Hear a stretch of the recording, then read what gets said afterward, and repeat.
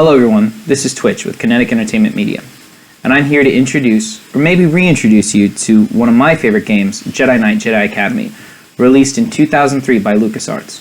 This will be one of the marquee games featured for competition play at NinjaLan, and explaining or understanding how to map your controls and set up your basic profile and use the basic components of the game will be really helpful to making sure you hit the ground running at NinjaLan. For installing the game, the versions that we'll be using will either be the Steam version of Jedi Academy or the GOG version of Jedi Academy. I highly recommend the GOG version because it works offline versus Steam, which will be, as this is a no internet LAN, Steam connectivity will be highly suspect, etc. So I would highly recommend the GOG version of Jedi Academy. This installs easily on a Windows 10 machine, a Windows 7 machine, or even a Windows XP machine. Once you've installed the binary, you can go ahead and double click the shortcut that's placed on your desktop labeled multiplayer.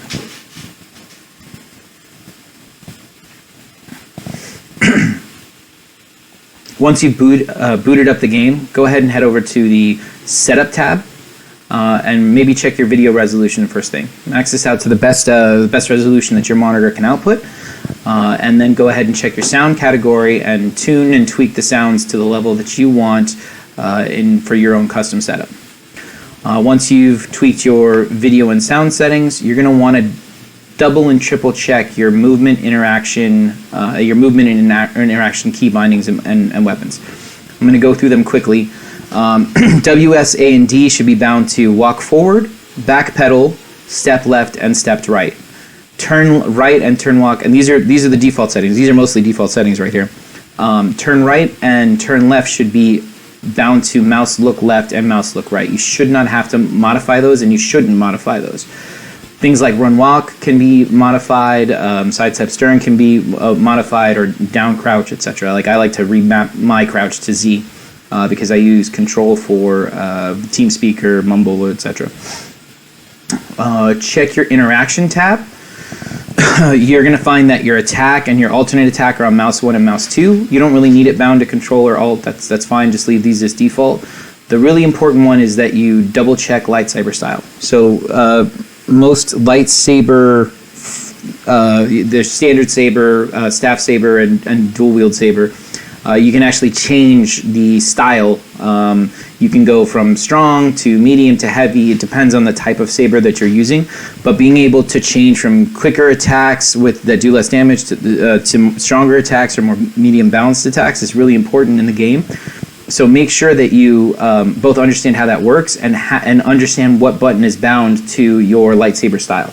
So mouse 3 is a really good bind for that, I think, and L can be a good bind for it too, but you may want to just double check and find what's comfortable, something that's easily reachable for you, because this is something that has to actually be, in competitive play, you're generally switching these between this very, very quickly and in the middle of combat, so it has to be bound to a button that you can get to or reach very easily.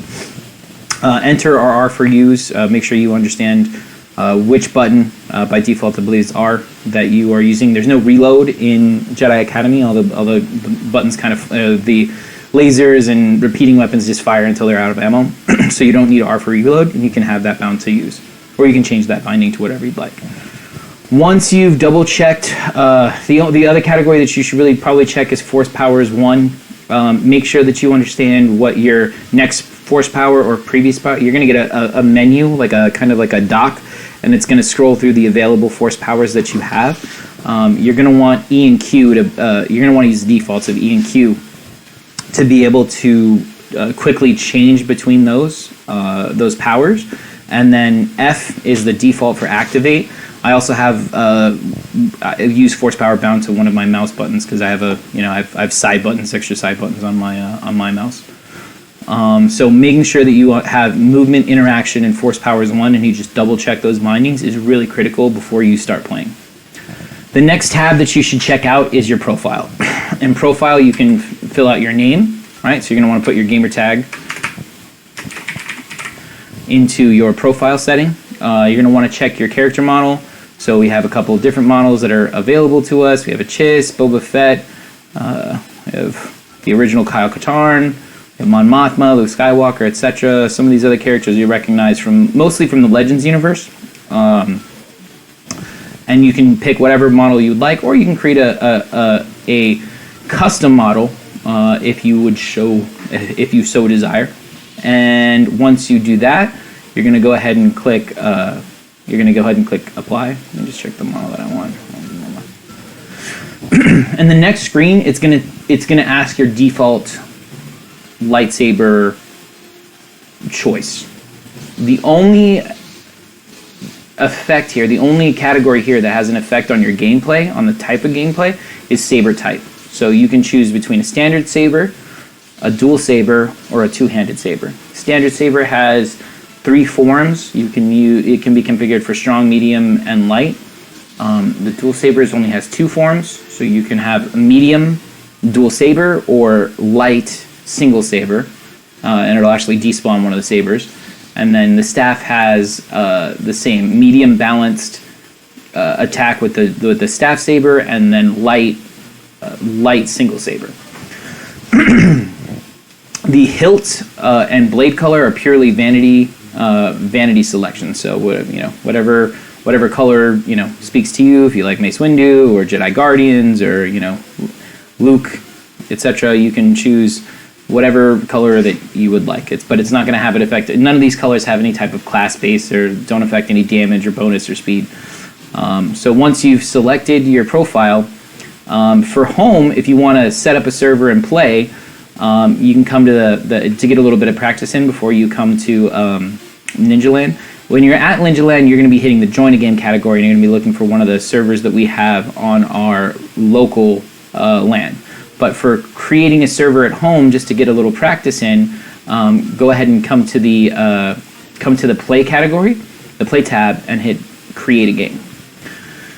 Now, to match NinjaLan settings, server settings, you're going to want to come to the Advanced tab and select Force Mastery, and make sure that is bound up to Jedi Master, because that's how the servers at NinjaLan will be configured. And it just gives you more points to spend in Force. So if you were playing with friends, you would set all of this 1 through 8 to all human, and that would allow those spots to be used by humans, like other actual players on the network. But if you want to play bank spots, all you need to do is select through the categories until you have unique. It doesn't matter if they're unique or not, until you have named characters, and those will produce bots in those spots. It will produce bots in those player spots. But if you want to play all just local LAN with friends, etc., you can go ahead and just change them all to human. Skill level, you can change the skill level easily in this category. You probably don't want to practice too. You can start with Padawans, especially if you've never really played the game, but you probably don't want to practice too much against too low of a skill level, and it'll definitely help you. Playing against a higher skill level, even if you get your butt kicked, will definitely help you be better at the event, etc. You can choose your map, any map that you want. It'll cycle through maps as long as you've done auto map cycle after this, and then go ahead and hit begin.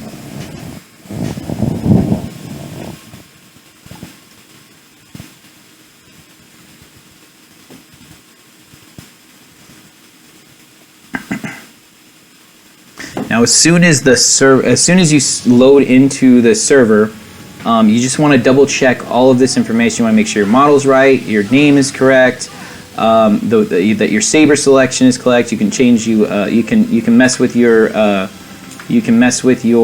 saber type if you want to change it here. But the most important thing to double check before you actually hit apply and join into the server is the Force category. So because it's configured as master, yours will look a little different than this. You'll have some unspent points based off of a default profile if it's the first time you're ever playing the game.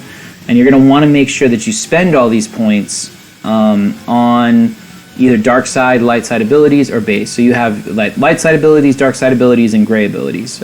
Even though gray doesn't really exist in canon, but these are neutral abilities.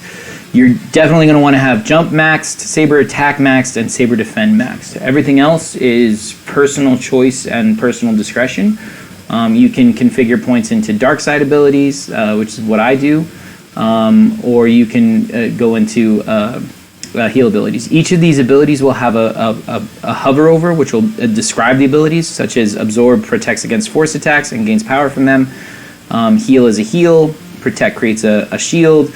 Mind Trick makes you invisible to certain targets. On Dark Side, you have Grip, which immobilizes players. It's really good in team play. Drain, which will drain force power and add it to your health.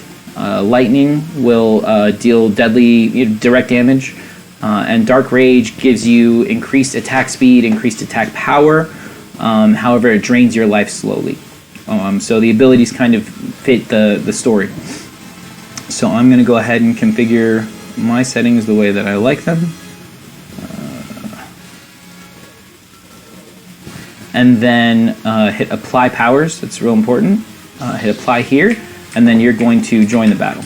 Now, if you want to change at any given point, if you don't like, let's say that you're really not enjoying, you tried picking the double saber and it's not really working for you, you can go ahead and hit Escape, Profile. You can come over to the Saber tab, and you can change into dual sabers or some other form, and then come back into the game. Now, you will have to die in order to respawn and your saber type to change, right? So now we are in the game. We have the types of lightsabers that we want. How do we change forms? So my lightsaber form change is bound to mouse button 3, so I can press it, and I can, because I'm using dual sabers right now, it puts me into light mode with dual sabers, which despawns one of the sabers, and now my attacks are quick, but they only deal a little bit of damage. I can switch back to balanced, which is 2 lightsabers that are both balanced and speed and attack power. However, they're never really going to hit very, very strong. To be able to hit strong, you're going to need to, if you want that option is only available to the standard saber. And let me just see if I can get this guy to kill me real quick. This is kind of helpful to understand where, based on what's exposed, is where lightsabers will hit. So, how you are exposed will really determine, where you take damage, where you don't take damage. So with the single saber, you can definitely change between all 3 types of forms. So strong, medium, heavy. Strong, medium, and heavy all have pros and cons. Heavy does the most amount of damage, but it is the slowest attack speed. Medium is balanced between the 2, and light is a very quick attack speed. Very easy to score damage, but it does a light amount of damage. So you have to hit more times. And sometimes if someone's burning force powers, that will definitely kind of act as a disadvantage.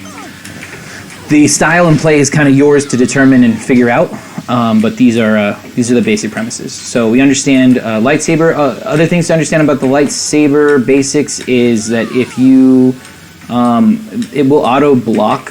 So lightsabers will auto block projectiles. So if you're shooting, if you are trying to shoot a lightsaber wielder, it can be very, very difficult unless you have a very high rate of fire weapon, or you can kind of catch them unguarded. But it is very difficult to kill. The lightsaber is absolutely the best weapon in the game, and it is very hard to kill a lightsabered individual, even if you have anything less than a rocket launcher, and catching them off guard. So even something like a heavy repeater, you can see characters will block, and then generally, and if it's not a bot, they're going to jump out of your way, they're going to close in on you, and they're probably going to, because you are unable to defend yourself, you are going to get wrecked. Except that I just wrecked those bots. But again, those are bots.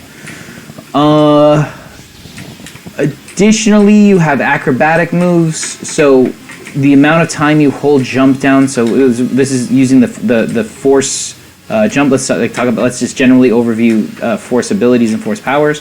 So the first kind of one to go over is jump. It's real important. The longer you hold jump, the further you will go.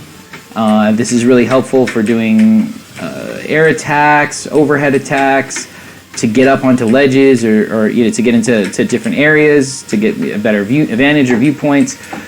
So the amount of time that you hold your force jump is the amount of time that you will jump in the air. Now, when you run out of force, it's not going to work anymore. So you see, I've already drained all my force. The force indicator is in the bottom right. It's that blue dial on the bottom right. So once you're out of force, you have to wait for your force to recharge in order to be able to use force jump again. Other force abilities will be cycled through with the Q and E button, just like we talked about earlier in config. So we're going to go ahead and hit that our Q button. So there's nothing selected by default, but as soon as you hit Q or E, it'll select something, right? Whatever you last leave it on. So if I want to go to lightning, I'm going to go select lightning, leave it there, and now whenever I hit my F button, I will put out force lightning. And force lightning does direct damage. I can go to something like force speed. Force speed increases your movement speed and your attack speed. So not only does it increase your movement speed, it does increase your attack speed, which can be very helpful for finishing off or scoring attacks on an individual. So combining something like strong attack with force speed gives you a very strong attack that is a little bit quicker. So it kind of makes up for the difference. So you're using a force power to make up for the weakness of the kind of slowness of strong attack. You can do the same thing with light attack, and you have very, very, very, very, very fast attacks, etc. So it's all kind of based on your style or how you want to do things. There's other abilities. Spending a little bit of time playing against some bots and playing with those abilities is definitely in your best interest. So we understand form, switching forms. We understand a little bit about force powers and basic kind of movement around and combat. So these are the general premises that you would, if you're trying to prepare and have a competitive edge, I would definitely practice these things and understand them a little bit in order to really enjoy your time. I hope this was helpful. And I hope to see everyone at NinjaLan on July 30th and 31st at the Echo Motel. To sign up for tickets, please visit NinjaLan.com, and there will be a couple of different types of tickets to sign up for. Sign up for the ones that's appropriate to you. If you're going to bring your own computer, get a BYOC pass. If you're going to rent a Windows XP computer from me, sign up for that one. If you're going to just be in general attendance and play arcades and consoles, you're just going to want to get the either 1 or 2 day pass. And if you're registering for the Melee tournament, please register for the Melee tournament specific pass. Thank you all so much for your time. I hope to see you at NinjaLan, and everyone have a great day.